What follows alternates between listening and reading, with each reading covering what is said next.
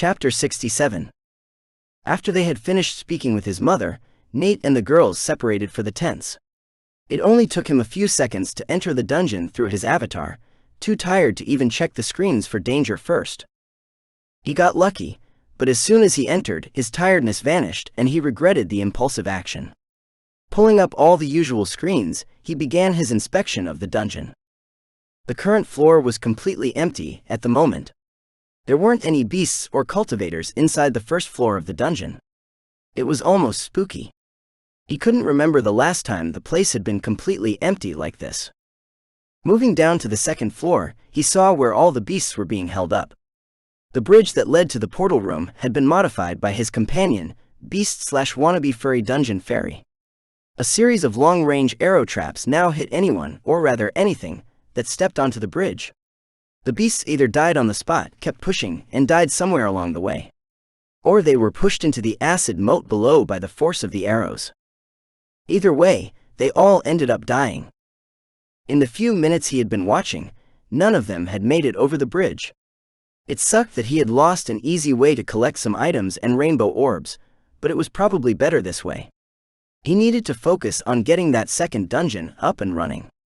It would be easier if he didn't need to worry about everything over at this one all the time. Now that he had Aura to help, that was going to become even more the case. He made his way to the portal and entered the second floor, where she was waiting for him. "You said you had some news for me about what the purpose of this dungeon actually is." He waved the arm with the wrist computer at her, unsure if she would be able to see it. None of this exactly came with a manual or a guide. I've been guessing and doing what felt right with pretty much all of it. So please, if you learned something when you connected to the dungeon, clue me in.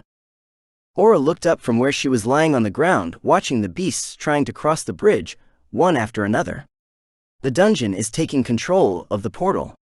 It began as soon as it formed, but it accelerated when you created the second layer and started to push them all back. In that same vein, you actually lost progress when the cultivators entered, and it was forced to allow more beasts through to push them back. He sat down next to her with a thump. What happens when it takes complete control? That is up to you. I think you'll be presented with a couple of different options. One would erase the portal entirely, another. She shrugged. Only that first option is known to me at this time, but there will be others. How long until that happens?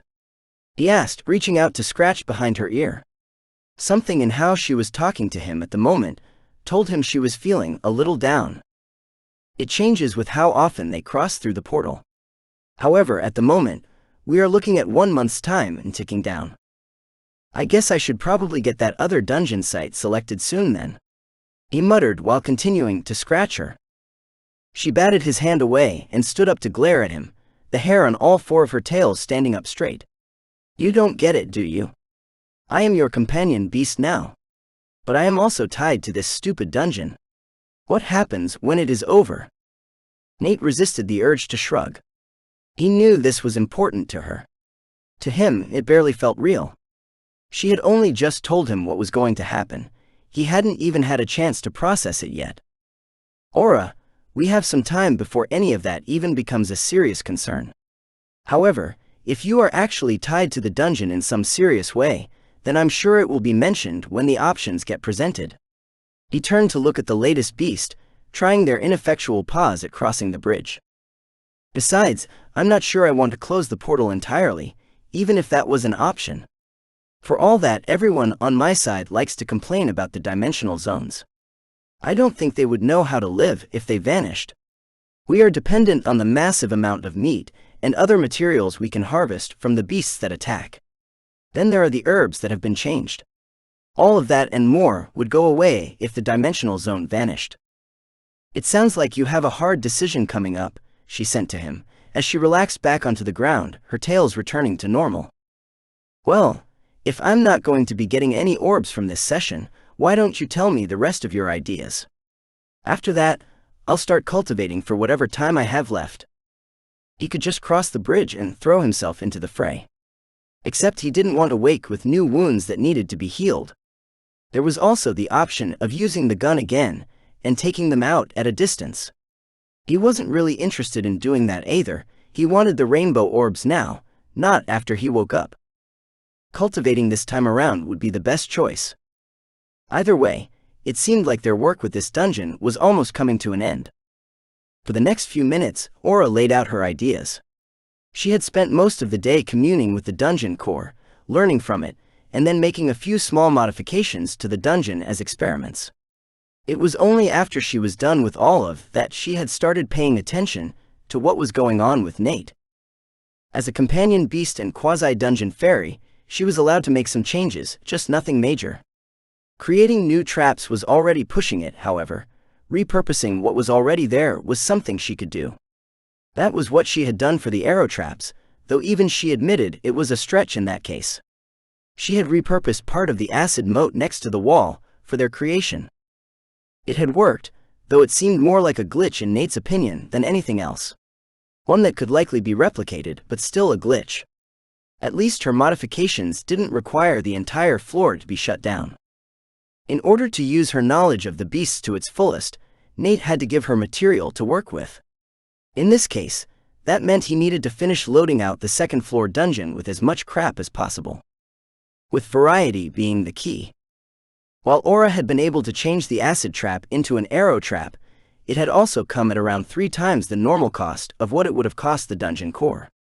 Everything the dungeon core did was already more expensive than when Nate did it. Having it be 3 times more expensive on top of that was a rather nasty shock, to say the least. Granted, they weren't hurting for more energy or other materials at the moment. However, with the creation of a new dungeon looming, they needed to tighten the proverbial belt loops and start budgeting everything. While they were messing around with the second floor, the dungeon core was modifying the traps on the first floor. Now that it was becoming increasingly unlikely that the beasts were going to be a major concern on that floor again, they were shifting to focus against the cultivators. With no beasts or cultivators currently on the floor, the dungeon core was free to make as many modifications as it pleased. Nate had just finished creating the last of the major traps Aura wanted in a storage corner, and was about to start on the minor ones, when he was shaken awake. His mother was leaning over him with her bow in one hand.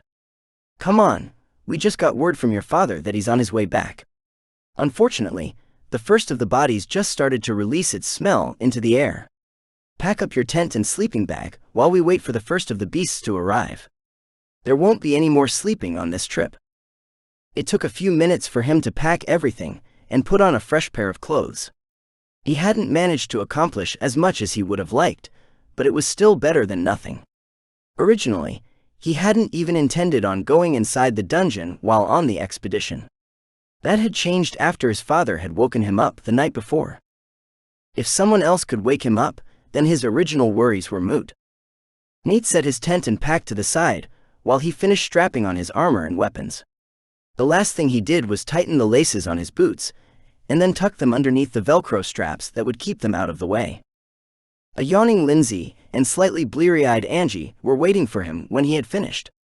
They had finished getting ready a few seconds before him, and were sipping on a steaming hot drink in an effort to wake up. They mumbled a greeting and pointed to a mug and pot of tea beside the fire.